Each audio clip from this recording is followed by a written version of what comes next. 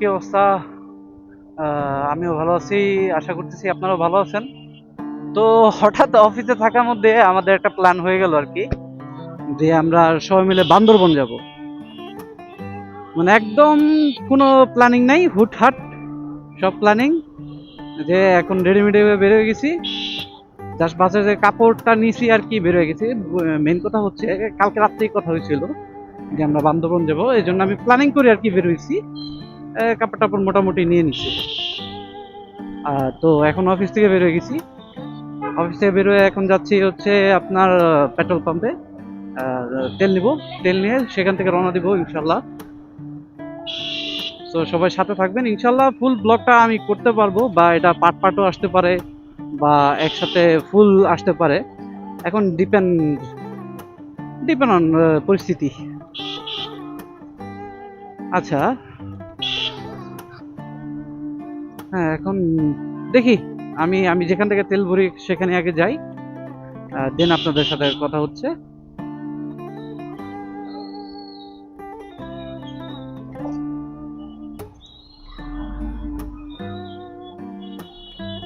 আগে যাই, দেখি কি হয়। So let's see. এখন বাজতেছে আপনার 8টা 5। 8টা 5-এর দিকে আমরা সবাই বেরোইছি। এখন বেরোতে বেরোতে কয়টা বাজে আল্লাহ মাবুদ ভালো জানে। বাট ঢাকায় কোনো শীত নাই। আমি যেটুকু শুনছি চিটাগাং হাইওয়ের পরে, বা আমরা যদি কুমিল্লা যাই, কুমিল্লার মধ্যে দেখা যেতে পারে একটু শীত সাত পড়তে পারে।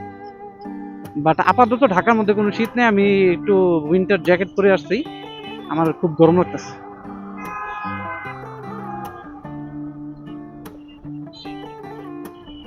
ভাই কি চিং চাং পিং পাং করে কেন ভাই? নাকি দেখাইলে অনেক পারে। তো যাই হোক, আমাদের চিং চাং পিং পাং করার দরকার নেই। এখন পেট্রোল পাম্পে যাই। এসে গেছি, এখন দেখি যে কত টাকা তেল লাগে। কত ভাই? ভাই ফুল ফুল করে দেন, ফুল করে দেন। মাথা দিতে পারেন না, লেগে ফিরে দেবো ভাই।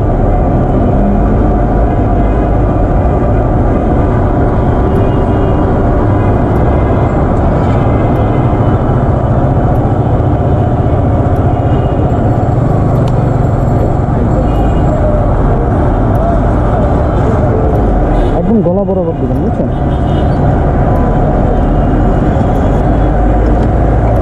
আর দিব? না না না না, না দিন না, দিন না, দিন না। 1115 টাকা।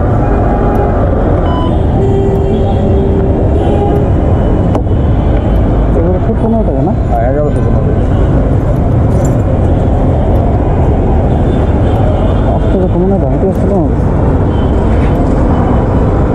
পিসি কবে দিলে জ্বালা, কিন্তু অর্ডার করে দিলে 5 টাকা থেকে 5 টাকা ধরুন। আগে লো দেন তাহলে। আচ্ছা, তাহলে আপনি একটু সামনে আনেন। সবাই আরামসে দেন।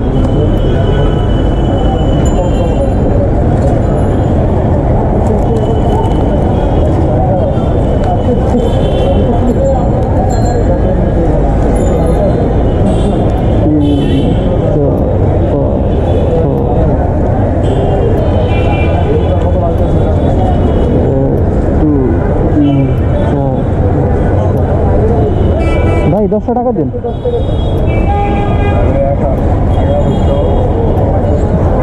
আচ্ছা, 1115 টাকার তেল ঢুকছে।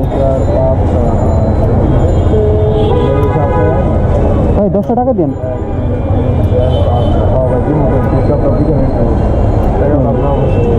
না না, টাকা মানে আমি বের হয়ে যাম তো, বুঝছেন, এই জন্য তারা দিচ্ছে।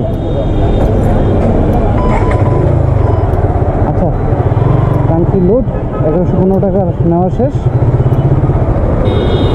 এখন বাকিটা পরে হিসাব করে দেখতেছি যে কত টাকার তেল আমার যায়। দেন আপনাদের সাথে মাইলেজটাও হিসাব করা হয়ে যাবে, যে কত টাকার আমার তেল লাগে। মাইলেজ কত দিচ্ছে, মাইলেজটাও টেস্ট করা হবে। অবশ্য আমি মাইলেজ টেস্ট করছিলাম একবার, প্রায় 35-এর মতো দিচ্ছিল। এখন কত দিকে জানি না, এখন দেখা যাক কী হয়। তো একটু টায়ারে হাওয়া দিব, হাওয়া নেই, হাওয়া দিতে মনে নেই না। তো টায়ারে হাওয়া দিয়ে আপনাদের সাথে আবার কথা হবে।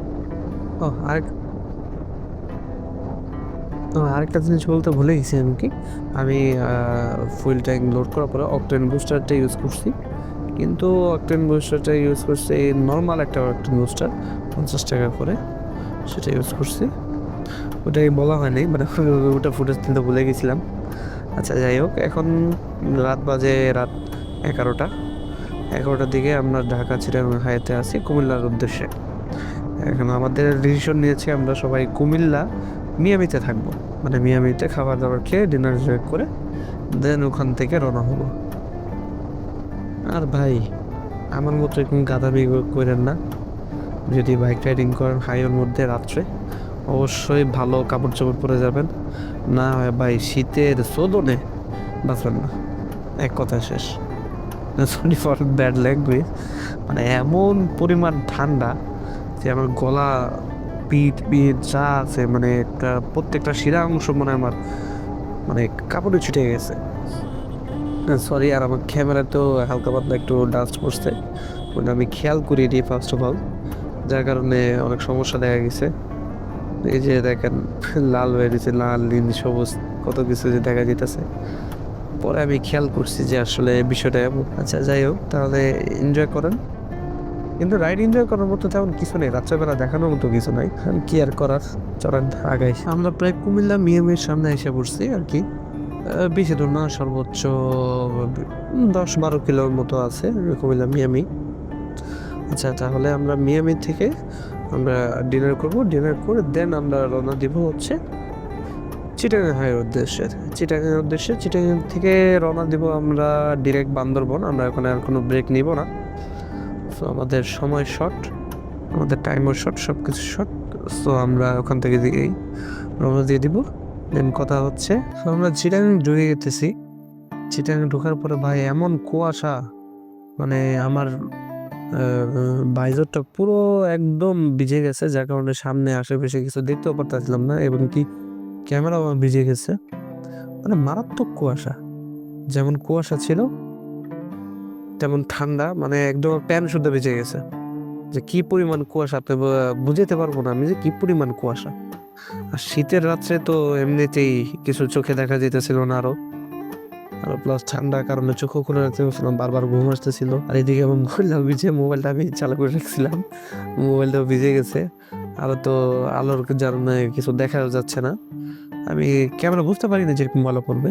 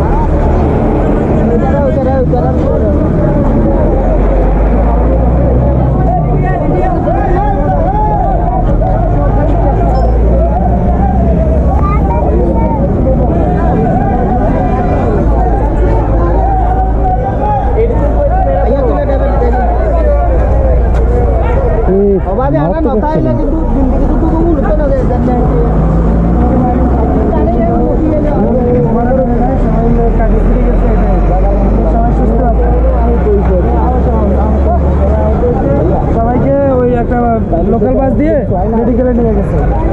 ও মানে এখন সিচুয়েশন ভালো? হ্যাঁ, সিচুয়েশন মোটামুটি ভালো আছে, শুধু কাজে ফেটে গেছে। খোলা পাওয়া যাবে? হ্যাঁ, মেকারের দোকান তো এখন খোলা পাওয়া যাবে না, না? হ্যাঁ, মেকারের দোকান তো এখন খোলা পাওয়া যাবে না। সকাল যেহেতু আশঙ্কা মুক্ত, এটা জি? কথা কি? হ্যাঁ? আশঙ্কা মুক্ত একটা কথা কি? মাইটি সুন্দর আছে। আমার হ্যাঁ। কাছে তাই না? হ্যাঁ, আল্লাহ ভাই, আমার কি সেটাই হ্যাঁ, একটা বিড়ি খাই। আমি হ্যান্ড ব্রেক এখনো ধরি নেই, হ্যান্ডব্রেক ধরে ধরে নি। না ধরেই পুরা ইয়া পর্যন্ত যান, বান্দরবন সড়ক পর্যন্ত যান। ক্যামেরা চালু আপনাদের? সো ওখান থেকে আমরা চিটাগাংয়ের উদ্দেশ্যে রওনা দিয়ে দিছি। অবশ্য চিটাগাং হাইয়ের গেটেই ছিল। ভাই মারাত্মক অ্যাক্সিডেন্ট করছে, আমি যেটুকু শুনতে পারছি আর কি, যারা যারা ওখানে অ্যাক্সিডেন্ট করছে তার মধ্যে 40 জন প্যাসেঞ্জার ছিল। 40 জন প্যাসেঞ্জারের মধ্যে 30 জনই আহত হয়েছে, ভালো আহত হয়েছে। কিছু কিছু তো হসপিটালে নিয়ে গেছে, আমাদের আসার আগেই হসপিটালে নিয়ে গেছে। আর কিছু কিছু পাও ভেঙে গেছে। আর বাস ড্রাইভার শালার পর শালায় পলাইছে। ও কি পরিমাণ যে চাপ দিতেছিল আর ভালো দিতেছিল। প্রথম কথা হচ্ছে যে আমরা যেটা শুনতে পারছি, উনি গানের তালে তালে বিড়ি চেতে গেছে। এক শালার থেকে বিড়ি চেতে আগুন ধরে গেছে। ও তো স্টিয়ারিং ঘুরে গেছে, ঘুরে যাওয়ার পরেই আর কি মহা দুর্ঘটনা। মানে কি পরিমাণ ফাউল। আবার দেখেন রাস্তার মাঝখানে আমাদের কিন্তু এই যে সামনে আমার যে যেটা গেতেছে ওটা কিন্তু আমাদের টিমমেট না, এটা হঠাৎ করে কোথেকে উড়ে জুড়ে পড়ছে। বারবার খালি আমার ওভারটেক করতেছে। মানে এমন মিজাজ খারাপ হয়েছে ভাই, মানে হঠাৎ রাস্তার মাঝখানে টুক করে ওভারটেক করে যাবো, দরকার আছে কোনো? যা তুই যা, আমার যাওয়া আমি জেনেছি, যা। তো বলতে বলতেই চিটাং সিটি গেট পার হয়ে গেছি আমরা। আমাদের সূর্য উঠতেছে ভাই, এটা কি যে ফিলিংস, মানে নিজের চোখের সামনে সূর্য উঠতে দেখা, হঠাৎ রাতে থেকে সকাল হওয়া, তো এটা আলাদা ফিলিংস ছিল। এখন আমরা একদম সিটির মধ্যে দিয়েই চলতেছি। আমরা বাজিত লিঙ্গকে ঢুকি নেই। বড় কথা না, আমাদের যে নিয়ে গেতেছিল উনি বাজিত লিঙ্গটা হারাই ফেলছে, আর আমার এত চেনা নেই। অনেকবার আসছি যেটা বাট তাও আমি কেন জানি নতুন লাগে, যতবারই আসি আমার নতুন লাগে। এখন প্রায় সিটিতে এসে পড়ছি, আমাদের একজনের আবার টাকা তুলতে হবে। আমরা সিটির আশেপাশে দেখেন এই ব্যান্ডটা কি লেভেলের চাউরা, ও মানে কত বাদে চাপ দিতেছে। পিছাতে একবার চাপ দিয়েছি, ফুটেজটা হয়নি, এখন তো ফুটেজটা হয়েছে। বাচ্ছি যাক, এখন আর কি করা যায় আমরা চিন্তা করতেছিলাম যে কোথায় যাব টাকাটা, হ্যাঁ, কোথা থেকে টাকাটা উঠানো যায়। সো আমাদের সকাল হওয়া পর্যন্ত কিছু করার নাই। এখন দেখতেছিলাম যে চিটাগাং হাইয়ের মধ্যেই কোথাও কিছু আছে কিনা। পরে আমরা আর অনেকক্ষণ খোঁজাখুঁজি পরের পাইনি। পরে আমরা চিটাগাংয়ে একদম ভিতরে, ওই রাস্তাটা আমার কথা খেয়াল নাই যেটা কোথায় ছিল, ওখানে আমরা একটা এটিএম বুথ পাইছি। এটিএম বুথ থেকে সবাই সবার টাকাটা উঠিয়ে দিয়েছি। বড় কথা, সবাই কেউ টাকা নিয়ে বেরোয় নিয়ে চিন্তা করছিলাম চিটাগাং যখন পৌঁছাবো সে সময় নিয়ে নেবো। এই ভাই, সূর্যের আলো চোখে হালকা লাগতেছে। আর সামনের যে আমাদের ভাইজানরা আছে, যে পরিমাণ আলো দিয়ে রাখে, চোখে কিচ্ছু দেখা যায় না, মানে কারো কথা চিন্তা করে না। আর আমরা ফগ লাইট লাগাইলেই সমস্যা, সব দোষ দোষ বাইকারের। সো চিটাগাং হাইওয়ে বাই করে এখন যাচ্ছি ঠিক চিটাগাং টু কক্সবাজার রোডে। এখন ফ্লাইওভার দিয়ে আমরা উঠে গেছি। ভাই সূর্যটা কি যে মারাত্মক লাগতেছে, মানে সারা রাত যে আমি জার্নি করে আসছি এটার একটা ক্লান্তিটাই দূর হয়ে গেছে। বাট একটাই কথা, ঘুম আসতেছিল, মারাত্মক ঘুম আসতেছিল, কারণ আমরা তেমন ব্রেক দিইনি। আমরা শর্টকাটের মধ্যে এসে যাওয়ার ট্রাই করতেছিলাম, কিন্তু দুঃখের বিষয় আমাদের একজন টিমমেটের ব্রেক নষ্ট হয়ে গেছিল। আর ব্রেক নষ্ট হওয়ার কারণে আর কি একটু স্লো যেতে হয়েছে আমাদের, যে পরিমাণ পানি। আর এই গ্রিন লাইন বাসটা আছে, একটু সাইড দেওয়ার নামই নেই। যাক বাবা, তুই যা, আগে যা। এখন চিটাগাং কতক্ষণের মধ্যে ছাড়তে পারি, দেখা যাক কি হয়, আপনারাও দেখতে থাকেন। তো আমরা কর্ণফুলী ব্রিজে উঠে গেছি। বা কি যে একটা ফিলিংস, কর্ণফুলী ব্রিজে কতবার আসছি, তাও কি যে একটা ফিলিংস বোঝাইতে পারবো না, মারাত্মক একটা ফিলিংস লাগে। মানে দুই জায়গাতে নদী, আমি আহা কি যে একটা ফিলিংস। যাই হোক, আমরা কর্ণফুলী এখান থেকে এসে পড়ছি। এখান থেকে যাব আমরা হচ্ছে কক্সবাজার হাইওয়ে রোডে। মারাত্মক একটা রোড, যে পরিমাণ স্লিপারি রোডটা। গতবার মনে হয় এখানে আমাদের একটা বাইকার পড়ে গেছিল, বাইকার পড়ে গিয়ে একদম ছিঁড়ে ফেলে গেছে। এখন আমরা কর্ণফুলী পার হয়ে ঢাকা তো সরি চিটাগাং টু কক্সবাজার রোডে উঠে যাব।